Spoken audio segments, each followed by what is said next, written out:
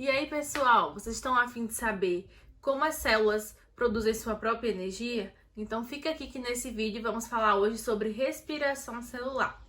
Já aproveita, se inscreve no canal para ver sempre que a gente lançar vídeo toda semana sobre biologia e redação. Já curte esse vídeo, compartilha para os seus amigos que também precisam estudar para o Enem. Aproveita e já acessa o link que está aqui abaixo do material dessa aula. Lá você vai encontrar vários materiais de diversos assuntos, todos os assuntos de biologia e as aulas de redação que a gente dá aqui. Vai ter resumo, mapa mental, exercícios e gabarito. Aproveita também e já entra no meu perfil do Instagram, no meu perfil pessoal e no perfil do Bioescreve, para você sempre acompanhar as dicas que eu solto por lá, quando eu posto o vídeo e algumas enquetes para vocês testarem o seu conhecimento. Então fique aí que a gente já vai falar sobre respiração celular.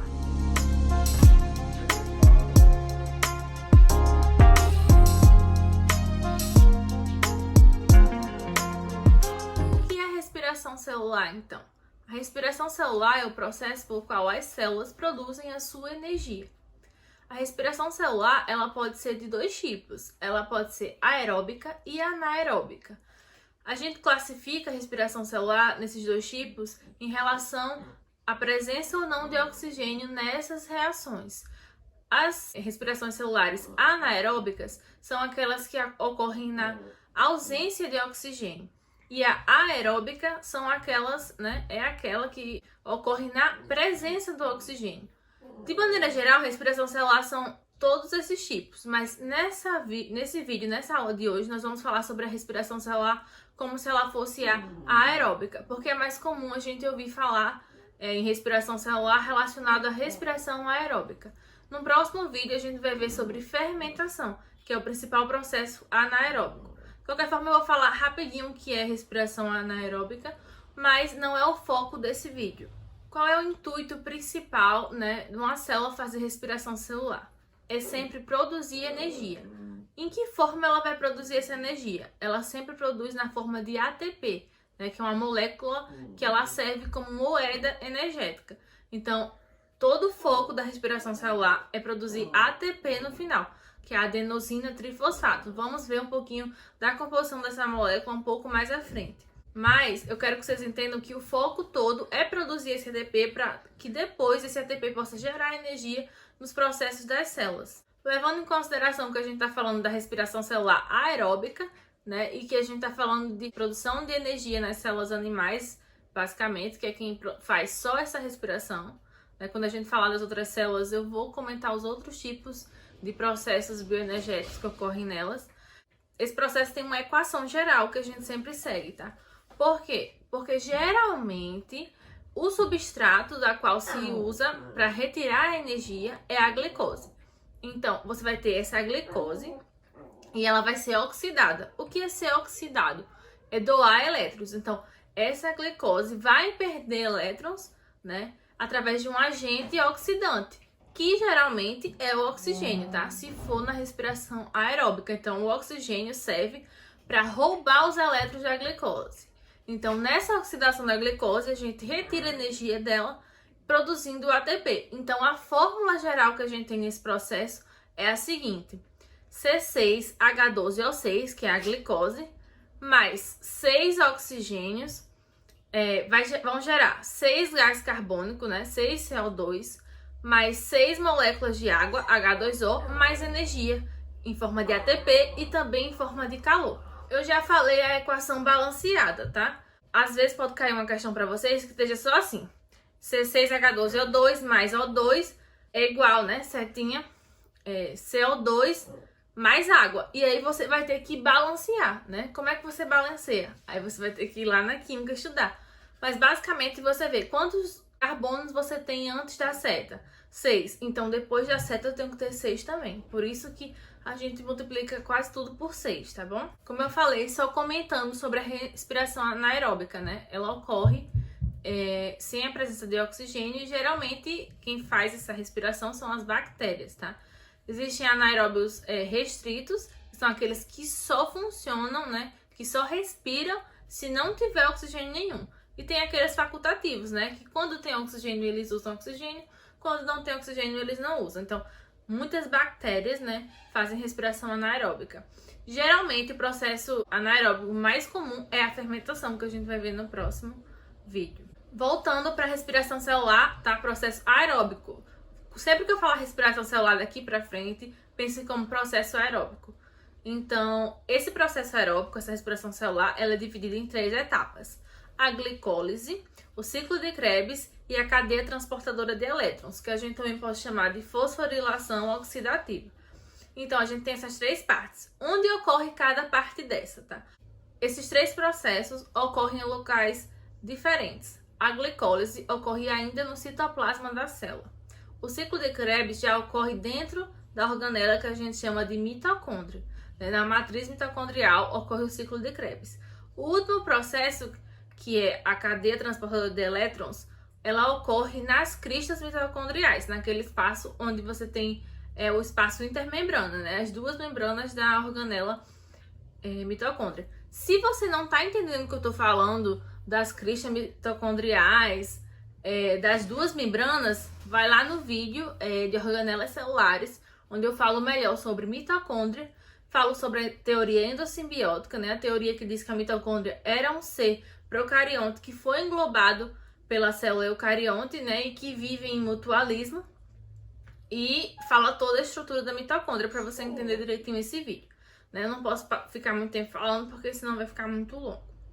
Então, entendendo onde cada processo ocorre, vamos ver um por um, tá? Lembrando que no ensino superior você estuda esse processo muito mais detalhado. Então, eu vou resumir, né, o início e o fim. Então, o meio a gente não vai ver porque é um processo mais detalhado. Se você é uma pessoa que quer essa área, que quer se aprofundar muito, você pode até estudar nessas reações mais do meio do processo. Porém, para os vestibulares, para o Enem, não é necessário, porque é um assunto muito complexo. Antes de a gente entrar para estudar cada processo, eu preciso que você entenda o que é o ATP. Se tudo que eu quero no final do processo é produzir ATP, se eu não souber o que é ATP, eu não estou entendendo o processo. Então, ATP, como eu falei, é uma molécula carreadora de energia. É uma molécula que ela reserva energia e libera para a célula quando a célula precisa. Por que, né, guardar energia nessa forma? Porque é uma forma que é muito rápida de você usar energia. A energia sempre está disponível ali para você. O ATP significa adenosina trifosfato. Adenosina, esse nome lembra alguma coisa para vocês? Lembra quando a gente estudou, né? Se vocês não viram, podem olhar o vídeo de ácidos nucleicos. Quando a gente estudou os ácidos nucleicos, nós estudamos as bases nitrogenadas, que são adenina, né? Timina, guanina e citosina. Olha só, adenina. Adenina lembra muito adenosina, né? Então, adenosina, tá? É uma parte da adenina. Então, você tem a base nitrogenada adenina ali. Trifosfato, por quê? Porque você vai ter 3 fosfatos, né? Que são fósforos em um certo formato iônico, tá? Você tem 3 fosfatos, 3 átomos ali de fósforos carregados, né? Negativamente. Então, você tem a base nitrogenada e os 3 fósforos. Como o ATP recebe e libera essa energia? Então, quando você tem o ATP na sua forma ATP, que é adenosina trifosfato, ele está cheio de energia. Quando ele vai liberar essa energia, se quebra uma das ligações do fosfato e um fosfato é liberado. Nessa quebra da ligação, a energia é liberada, tá? Esse processo de quebra é uma reação exotérmica, portanto, uma reação que libera energia quando ocorre. Então, você vai ter o ADP agora, que é o adenosina difosfato, mais o fosfato livre. Essa quebra de ligação, né, proporciona energia para a célula. Eu posso ainda quebrar mais uma vez em mais um fosfato, então eu vou ter AMP, tá? Adenosina monofosfato, mais 2 fosfatos livres, e aí eu liberei mais energia da outra ligação que foi quebrada. Quando eu vou construir o ATP, eu vou utilizar a energia que eu tirei da oxidação da glicose, né, para poder fazer essa ligação da base nitrogenada com o fosfato. Por que eu preciso de energia para fazer isso? Se eu falei que o processo de quebra é exotérmico, o processo inverso sempre vai ser endotérmico. Então, o processo de ligação do fosfato na base nitrogenada precisa de energia ali para poder ocorrer. Então, a ATP é uma molécula que está sendo constantemente regenerada, né? ATP, ADP, AMP. E aí volta, pega mais fosfato. E todo esse processo da respiração celular tem como objetivo formar esse ATP. Antes da gente continuar, eu também vou falar de outra molécula, porque eu vou citar ela em todos os processos. E aí, para você não perguntar depois, o que é isso? Não sei o que é. Então, para você entender o que é a molécula que a gente chama de NAD, tá? O NAD é um composto orgânico, ela é a formativa da vitamina B3, tá? Ele é encontrado nas células e eles são transportadores de elétrons. Como assim? Eu falei que a gente ia retirar elétrons da glicose e depois, no final, ia passar esses elétrons para o oxigênio, tá? E é daí que a gente vai tirar a energia para formar ATP. Vocês vão entender depois como isso ocorre. Então, precisa de uma molécula que pegue os elétrons lá e leve até o oxigênio no final do processo, porque esses elétrons não podem ficar livres na célula. Então, a molécula que faz isso é o NAD. Então, a gente vai encontrar o NAD em duas formas. O NAD reduzido e o NAD oxidado. Então, o estado natural do NAD é oxidado, né? Você tem ele sem elétrons, tá? Sem cargas negativas, ele tá positivo, tá? Ele quer receber elétrons porque ele tá positivo. Esse é o estado oxidado. Quando ele vai entrar no processo para retirar elétrons da glicose, ele vai ficar reduzido. Por quê? Porque ele vai receber elétrons da glicose e vai ficar no seu estado reduzido. Por quê? Porque ele vai receber elétrons da glicose e vai ficar no seu estado reduzido. Essa questão de oxidado e reduzido é muito importante vocês estarem avançando no estudo da química também. Porque aqui a gente está estudando bioquímica, então se vocês estiverem muito ruins no estudo da química, vocês não vão entender. Mas basicamente, resumindo para vocês entenderem essa aula.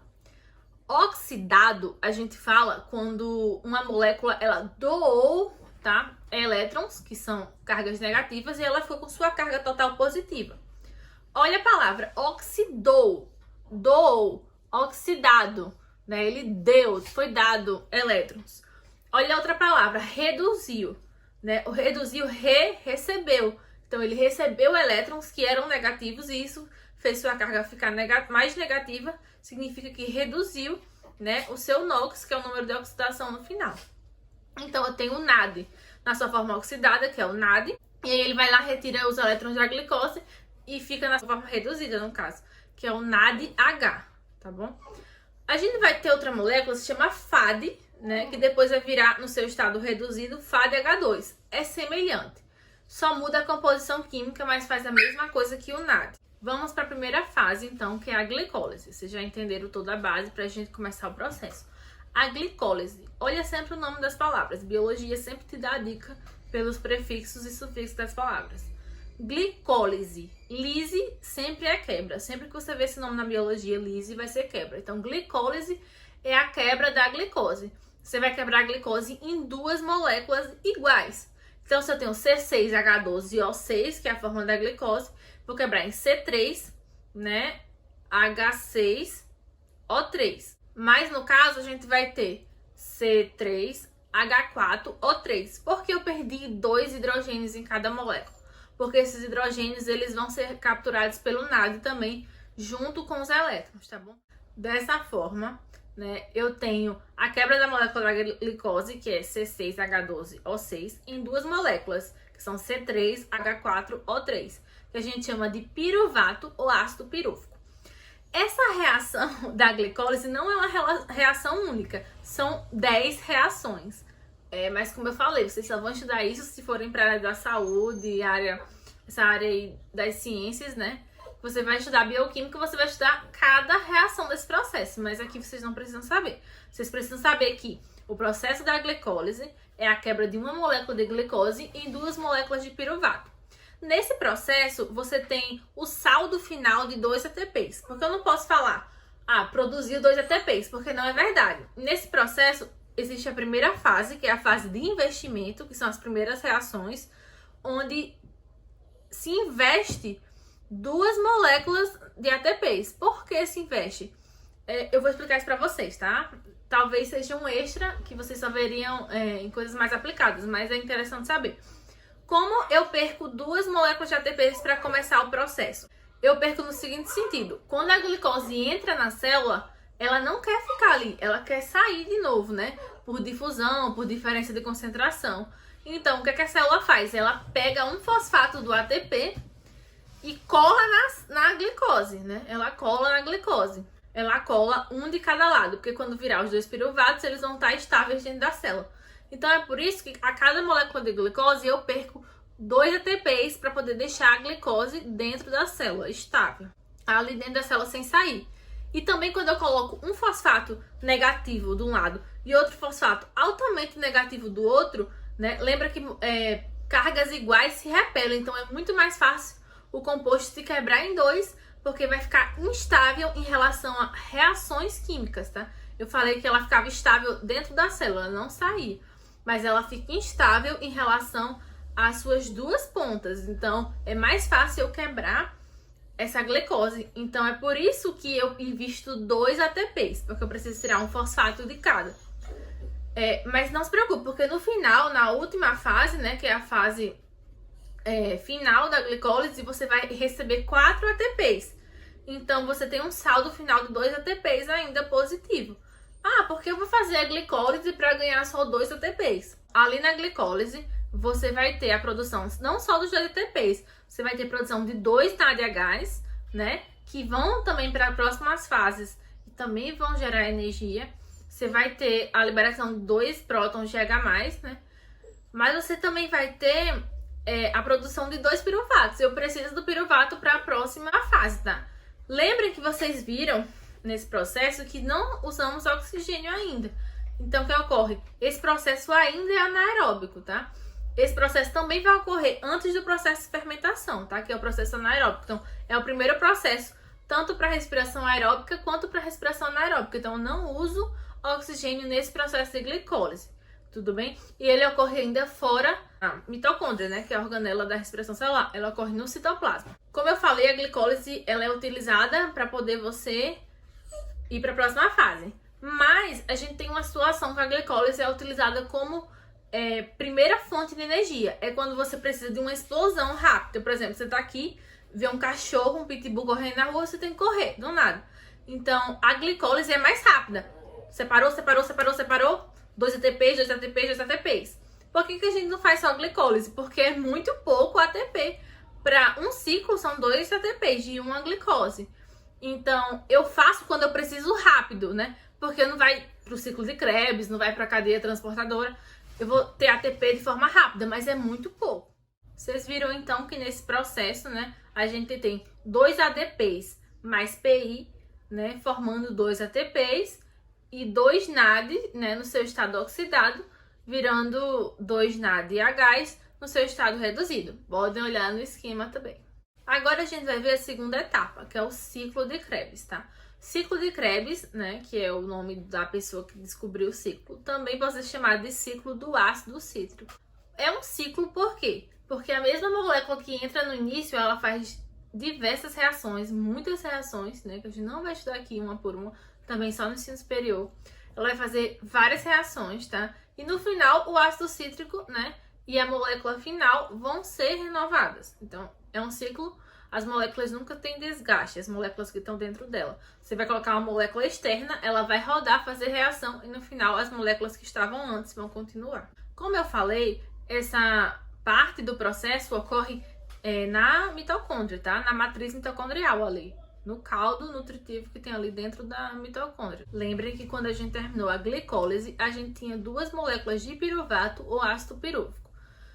A partir de agora, eu vou falar do ácido cítrico, né, do ciclo de Krebs, de uma molécula só de piruvato. Então, lembre-se, quando a gente está falando de respiração celular, a gente vai falar de piruvato. Então, a gente vai falar, a partir de agora, o ciclo que o piruvato vai entrar, o tanto que ele vai para lá para respiração, para a última parte.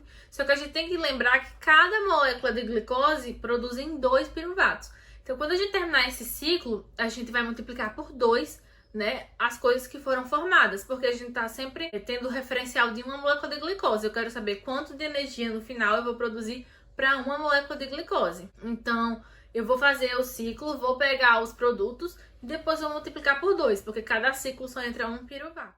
Vou botar aqui o ciclo para vocês verem, tá? Todas as reações Lembra-se que não precisa decorar todas. O mais importante é o ácido pirúvico ou piruvato, ele vai reagir com a coenzima A. Lembra que eu falei que era coenzima? A coenzima era vitaminas, né? Então, é uma forma ativa de alguma vitamina.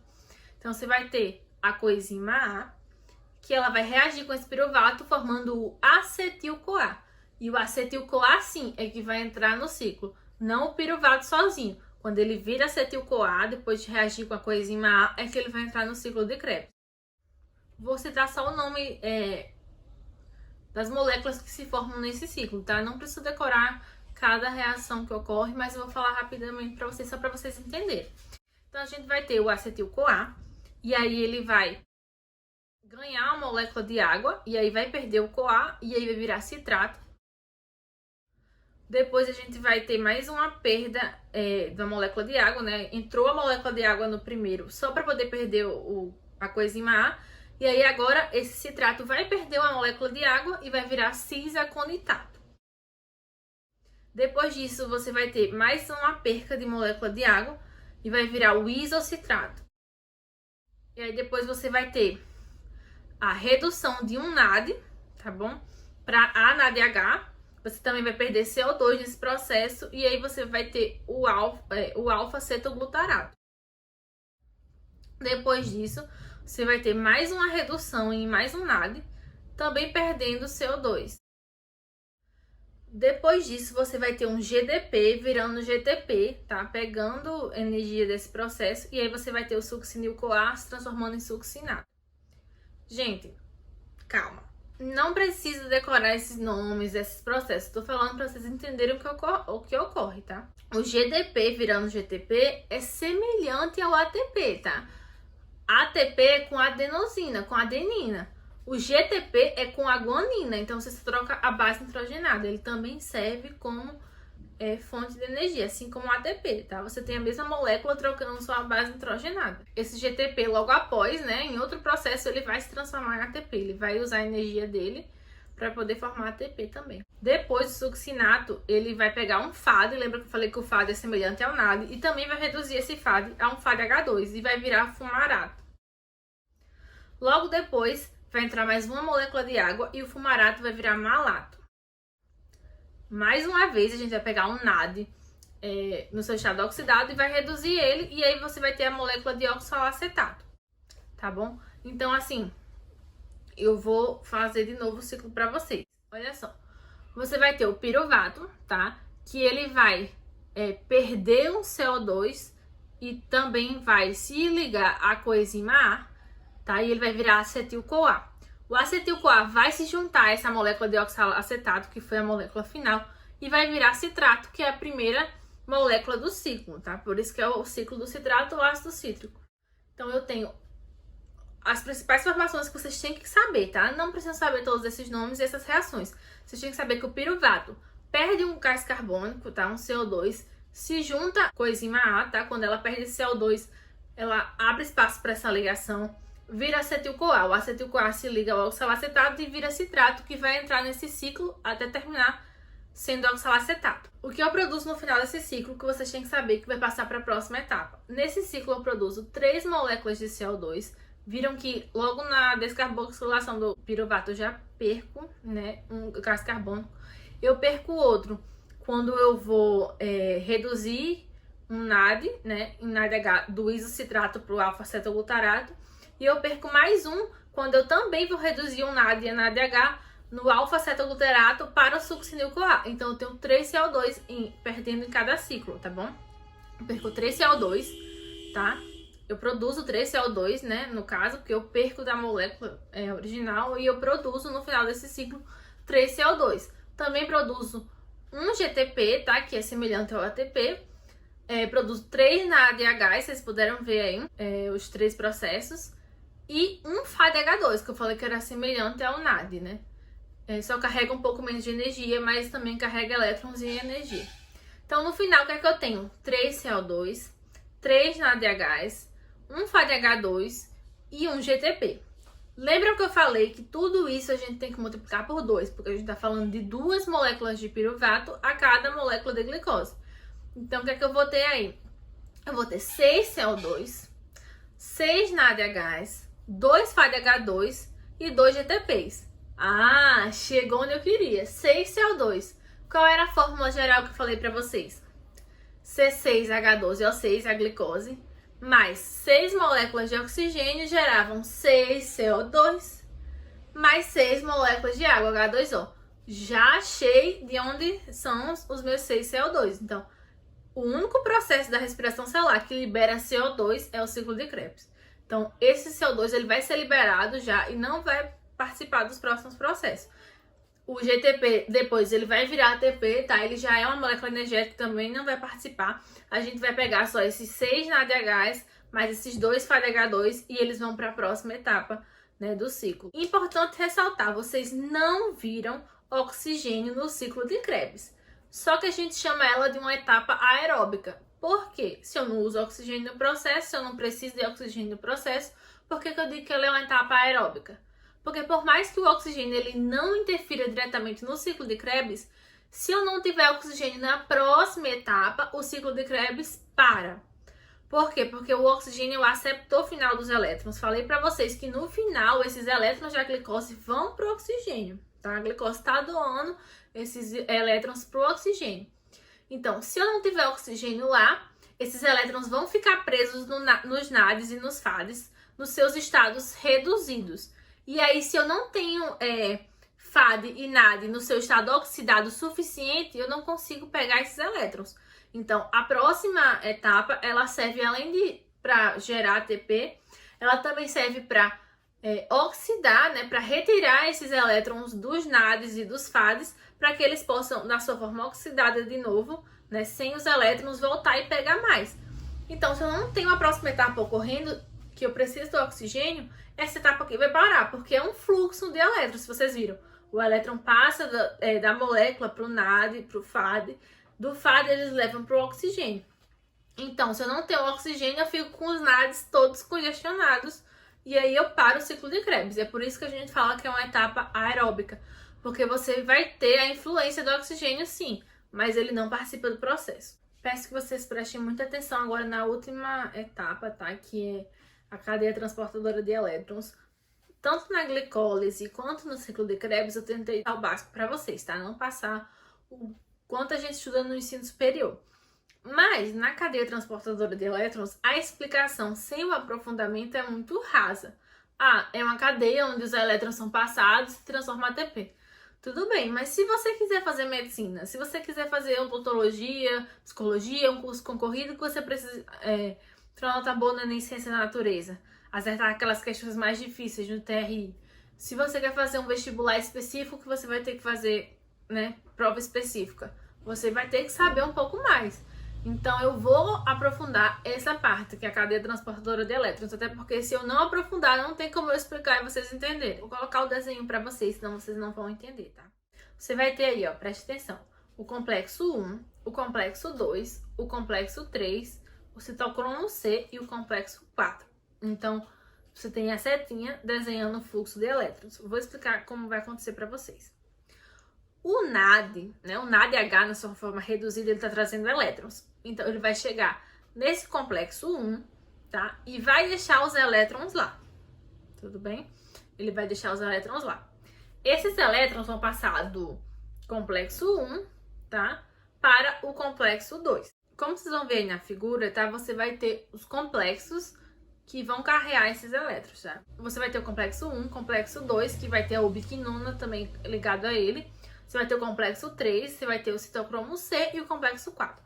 Então, o NADH, ele vem cheio de elétrons nessa forma reduzida, e aí ele deposita esses elétrons no complexo 1, ficando na sua forma oxidada, e ele pode voltar e pegar mais elétrons lá no ciclo de Krebs na glicólise. Do complexo 1, esses elétrons passam para a ubiquinona, tá? Que tá no complexo, lá perto do complexo 2, e aí depois eles passam para o complexo 3, para o citocromo C, e passam para o complexo 4 antes de se encontrarem com oxigênio e formarem água, tá? Uma coisa interessante, o NADH, ele carrega mais elétrons, mais energia, então ele para no complexo 1 e deixa os elétrons. O FADH2, ele carrega menos elétrons, menos energia, então ele não deixa esses elétrons no complexo 1, porque a cada passada desses elétrons nos complexos, eles vão perdendo energia. Então, como os elétrons são menos energéticos do FADH2, ele tem que deixar já no complexo 2, tá? Então, o complexo 2 serve para pegar os elétrons do FADH2, transformar ele em FAD, no seu estado oxidado, para ele voltar e pegar mais elétrons.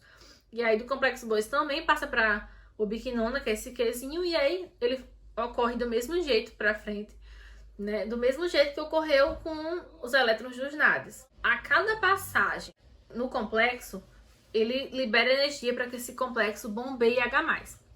Vejam na figura que você tem a bicamada, tá? Fosfolipídica aí.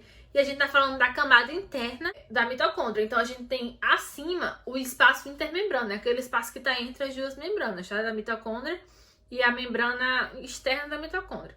Então, você vai ter o espaço intramembrano. Então, quando o elétron chega no complexo 1, ele utiliza um pouco da energia desse elétron para pegar prótons de H+, da matriz mitocondrial e jogar para o espaço intermembrano. E aí esse elétron passa para o próximo complexo, né? Passa logo para o complexo 3.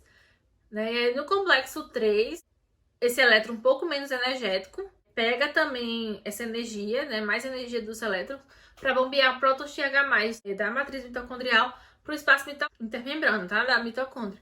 E o complexo 4 também faz isso. Então, esse elétron vai perdendo energia. No final, esse elétron ele tá bem menos energético. Então, eu vou ter dois elétrons que vão se juntar com 2 H+, que a gente vai trazer esses H+ lá da glicólise também. Lembra que a gente produz 2 H+, mas meia molécula de 2O2. E aí, no final, a gente vai ter H2O, né? Vai ter a molécula de água. Já matamos também a molécula de água, que a gente produz lá no final do processo, tá? De onde ela vem? Ela vem daqui.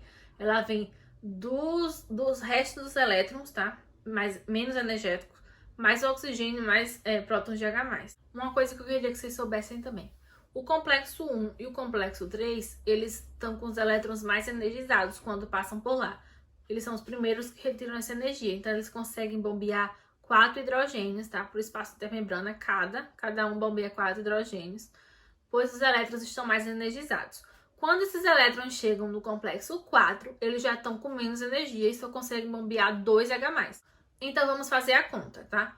Um NADH, os elétrons que vêm no NADH, eles conseguem bombear 4 H+ do complexo 1, 4 H+ do complexo 3 e 2 H+ do complexo 6. A gente tem aí o quê? 10 H+, tá bom? Já no FADH, ele já vai direto no complexo 2, então ele perde esses H+ do complexo 1, então a gente já tem a conta de 6 H+.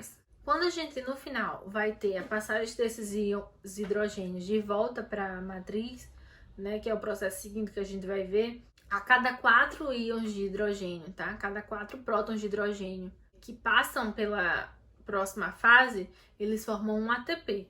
Então, é por isso que a gente vai pegar. O NADH, ele joga 10 H+ para o espaço intermembrana. Então, 10 dividido por 4, 2,5. Então, a cada NADH você vai ter a produção de 2,5 ATPs. Já o FADH2 é o contrário. Ele não produz tanto ATP. Por quê? Porque eu só vou ter 6 H+. Lembram que eu falei que os 4 H+ não entram nele porque ele já vai direto no complexo 2. Então, 6 dividido por 4, ele vai ter 1,5 ATP. Então, a cada FADH2, a gente tem produção de 1,5 ATP. A gente vai somar isso no final, tá bom? Como eu falei, no final desse processo, esses elétrons se juntam com o H+ e o oxigênio e formam a água. Mas esses H+ vão ficar lá em cima, né, com uma pressão muito alta de H+. Por quê? Porque eu tenho muito H+ nesse espaço intermembrana e dentro da matriz mitocondrial eu vou ter menos H+. Então, eu vou ter uma pressão de H+ muito alta. Esses H+ vão querer retornar, tá, para o espaço da matriz mitocondrial. Lembra quando a gente estudou difusão? Se eu tenho muito H+ ali, ele vai querer passar para um lugar que ele tem menos, tá? Isso para atender o equilíbrio de concentração. Então, o H+ ele vai tentar voltar, mas ele não consegue passar pela membrana. Lembra que para ele ser bombeado precisa de energia dos elétrons. Então, ele não passa por difusão simples nessa membrana. Ele só vai ter um caminho, que é por dentro da ATP sintase, que é uma proteína, tá? Uma enzima que vai formar o ATP. Então, ele passa por dentro da ATP sintase, semelhante, é uma energia mecânica, tá? Semelhante às usinas hidrelétricas. A água passa por dentro das bombinas e elas giram. Então, quando o H+ passa por dentro da ATP sintase, ele gira produzindo ATP. Aí você vai ter o ADP mais P ali embaixo E aí essa enzima vai usar essa energia de rotação para poder colocar na ligação e virar ATP, tá bom? Pode ver no esqueminha também. Então, a cada 4 prótons de H+ que passam, eu tenho a produção de um ATP. Por isso aquela conta que a gente fez do NAD e do FAD. Aí eu produzi ATP. Coisas que podem ocorrer nesse processo para dar errado, tá? Nós temos vários venenos que causam intoxicação. Por quê? Porque eles interrompem essa cadeia transportadora de elétrons. Eles interrompem o complexo 3, o complexo 4, citocromo C, depende do veneno, né? A gente tem o monóxido de carbono que interrompe esse processo, esse fluxo de elétrons, fazendo com que a pessoa muitas vezes morra intoxicada no incêndio, por exemplo, por causa disso. O monóxido de carbono, né? E também o cianeto, que é um veneno conhecido, ele interrompe o complexo 4, tá? Só para vocês ficarem mais, assim, saberem uma coisinha diferente. Nós temos, né, também os desacopladores de cadeia. O que são isso? São substâncias que abrem um buraco nessa membrana e fazem com que os H+, eles voltem. Então, toda a cadeia transportadora, todo o fluxo de elétron ocorre, mas no final o H+, ele tem um desvio. Então, ele passa não só pela ATP sintase, ele passa por um desvio antes dela. Então, você tem toda a respiração celular, tá? Você tem toda aquela energia, mas você não tem no final a produção da ATP, você vai perder aquela energia toda em forma de calor. Muitos remédios para emagrecer usam esse processo, tá, gente? Não é saudável, né? Mas é assim que ocorre. Então você come, libera tudo em forma de calor, mas você não produz energia. Então você tá sempre precisando de energia, tá sempre queimando seus estoques, suas gorduras e tudo mais. Uma substância bem conhecida que faz isso é o 2,4-dinitrofenol, tá? Que é presente em um desses medicamentos. Uma coisa interessante, os ursos usam essa capacidade, tá? Para hibernar. Então eles comem, armazenam, tá? Em gordura e tudo. E aí quando eles vão hibernar, eles têm uma proteína ali que serve como um canal. Ela é específica e serve como um canal. Então eles acabam não gastando energia produzindo ATP, mas sempre produzindo aquele calor para poder manter eles aquecidos naquele tempo frio, tá? E aí eles já guardaram muita gordura, né? Eles se prepararam, então eles têm bastante para produzir ATP, pouco quantidade de ATP e muito calor. Eles precisam de pouco ATP porque eles vão ficar dormindo, então não precisa de muita energia. Então eles criam uma rota alternativa, né, para que esse H+ volte para a matriz sem precisar passar pela ATP sintase. Por último, vamos só saber o saldo final, tá, de ATP que a gente forma ao final da cadeia transportadora. Então no final a gente tem mais ou menos, né, em volta de 30 a 32 ATPs, né, na formação de ATP no final desse processo. Na glicólise a gente tem a produção, tá, de 2 ATPs e 2 NADH. Então a gente já tem 2 ATPs e 2 NADH. A gente vai ter a descarboxilação do piruvato, não falei para vocês também, a gente vai ter a produção de 2 NADH. Cada piruvato que ele perde o gás carbônico, né, ele também produz um NADH. Então a gente tem 2 piruvatos, então a gente tem 2 NADH, tá bom? Eu mostrei mais na hora, mas eu esqueci de frisar esse processo, tá? Então a gente tem mais 2 NADHs, tá? Que vem lá dessa descarboxilação do piruvato. Então a gente já tem aí 4 NADHs, tá bom? Vamos somando. E aí no ciclo de Krebs a gente tem mais 6 NADHs, então a gente tem 10 NADHs. Lembra que cada NADH produz 2,5 ATP, então aí eu já tenho 25 ATP. E também eu tenho 2 FADH2, que cada um produz 1,5 ATP, então eu já tenho 3 ATPs também. Então 3 mais 25, eu já tenho 28. Então eu tenho 28 ATPs produzidos ao final da cadeia transportadora de elétrons. Mas eu também tenho 2 ATPs que foram produzidos lá na glicólise, então eu já tenho 30. E tenho mais 2 ATPs que foram produzidos no ciclo de Krebs, né? Que também vão se transformar em ATP, e aí eu tenho 32 ATPs. Por isso que eu falo que eu tenho de 30 a 32, porque sempre varia um pouco. Espero que vocês tenham entendido um pouco o processo, um pouco a conta. É um processo um pouco complexo, tá? Mas vocês têm que entender o básico, porque isso é muito importante. Cai muito no Enem, cai muito nos vestibulares. É importante entender sobre tudo isso. Peço de novo que vocês curtam, compartilhem o vídeo, principalmente com os amigos de vocês que precisam fazer o Enem, fazer vestibular, não estão tendo acesso à educação de qualidade, não tem condições de pagar uma plataforma online. Então esse aqui é um projeto gratuito, tá? Me segue lá nas redes sociais, no Instagram, tá? Tá aqui embaixo meu Instagram, o Instagram do projeto, para que vocês possam ver as novidades. Eu posto sempre enquetes interativas para testar os conhecimentos. Se inscrevam no canal para sempre ver os vídeos novos, curtam esse vídeo. Então é isso, até a próxima.